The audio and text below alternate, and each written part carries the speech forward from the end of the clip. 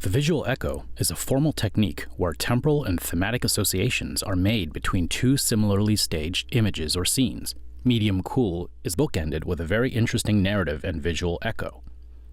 The very first scene of the film depicts the actions of two jaded filmmakers, John and Gus, who film and record the aftermath of a car accident, but fail in their human morality to assist. John and Eileen's tragic end, alone in the woods, as a detached and ambivalent photographer simply gazes on without offering a helping hand, is the ironic opposite number to how Forster's character behaved at the start of the film, in a cold, unfeeling manner.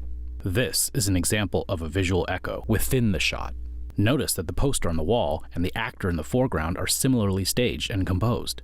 Meaning here, of course, depends on director intent, but it strikes the viewer in a way that might suggest intersection.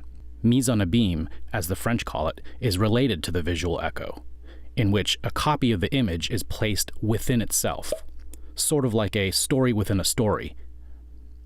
It too can be a recurring image or a suggestion somewhere in the imagery that calls attention to the world outside of the image or of the film itself.